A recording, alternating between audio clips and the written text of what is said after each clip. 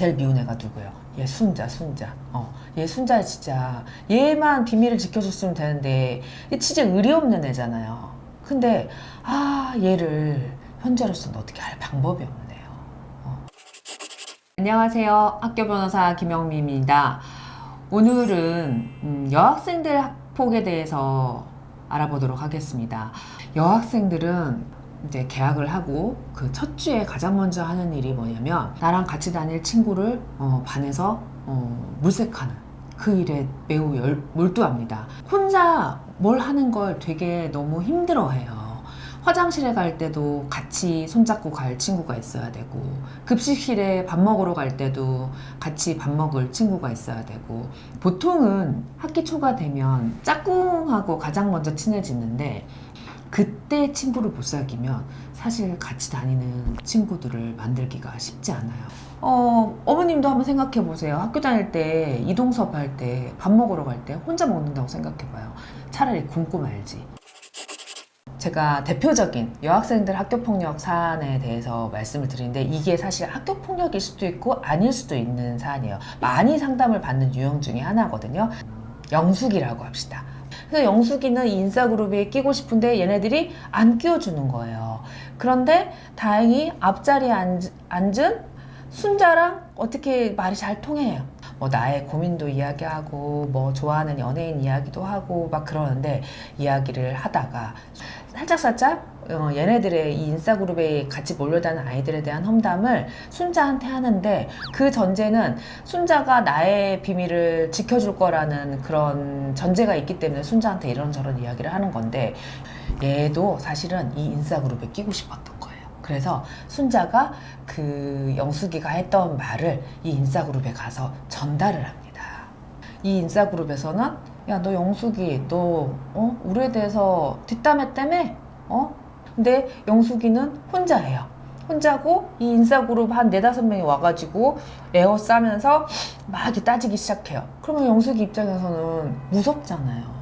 근데 얘네들이 당장 사과해. 사과하지 않으면 우리 가만히 있지 않을 거야. 막 얘가 이제 울면서 어쩔 수 없이 사과는 해요. 그래서 이제 영숙이가 집에 가서 엄마한테 이르죠.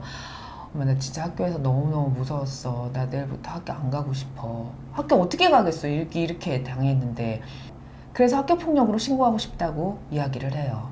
여학생들 상담은 대체로 이런 패턴이에요. 이렇게 에워싸서 막 무섭게 말을 하면서 사과하라고 윽박지르는 경우에는 학교폭력이 될 수도 있어요. 근데 또 하나의 문제는 얘가 순자한테 험담한 내용이 있잖아요. 그건 또 이것도 학교폭력이 될 수 있는 거예요. 제일 미운 애가 누구예요? 얘 순자.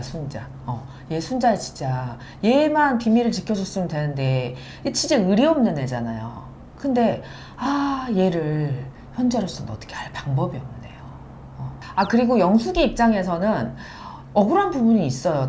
당연히. 왜냐하면 이 순자가 이 인싸 무리들한테 가서 전달을 할 때는 막 엄청나게 부풀려가지고 이야기를 했어요.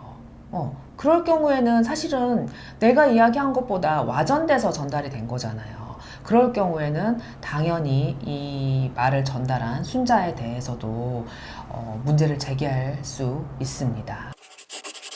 최근에 이제 언론 보도에 의하면 여학생이 남학생을 학교폭력으로 신고하면서 마치 그 남학생의 음성인 것처럼 AI로 증거를 만들었다가 그게 발각된 사건이 있었어요. 어른들도 상상하기 힘든 일을 아이들이 하고 있어요. 너무 요즘 아이들이 이상한 쪽으로 머리가 발달하는 것 같아가지고 좀 안타까운데 카카오톡 편집기도 있는 거 아세요? 그 카카오톡 캡처한 부분을 편집을 한 다음에 그걸 증거로 제출하는 경우도 있거든요.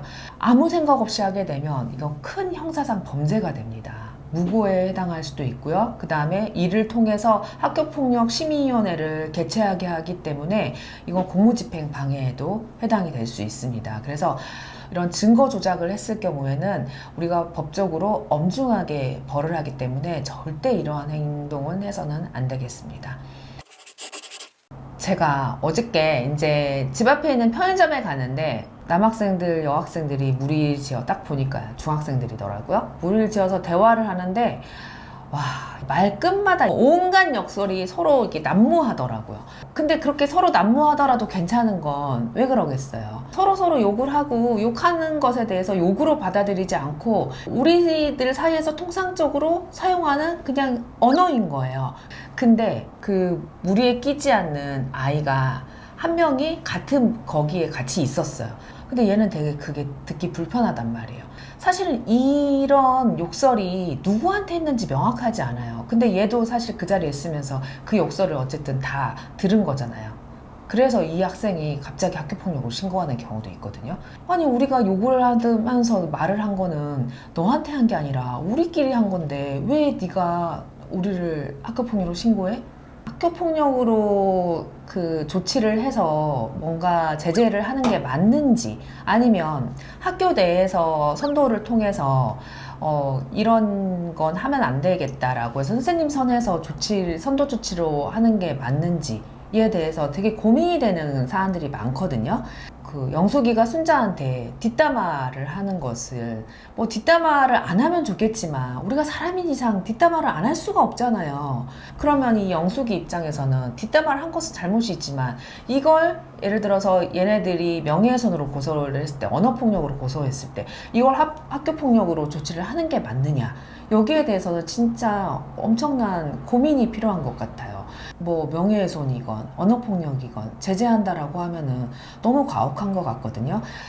정말 아이들이 서로서로 그냥 다 친하게 잘 지냈으면 좋겠어요. 그리고 가끔 이렇게 불편하게 한 학생이 있다고 하면 무조건 학교폭력으로 신고하기보다는 교사의 지도와 그 학생들하고 대화를 통해서 먼저 해결을 본 다음에 그것도 안 된다고 했을 때 학교폭력으로 신고할 수 있게끔 이런 분위기가 형성됐으면 좋겠습니다. 오늘은 여학생 학교폭력에 대해서 알아봤습니다.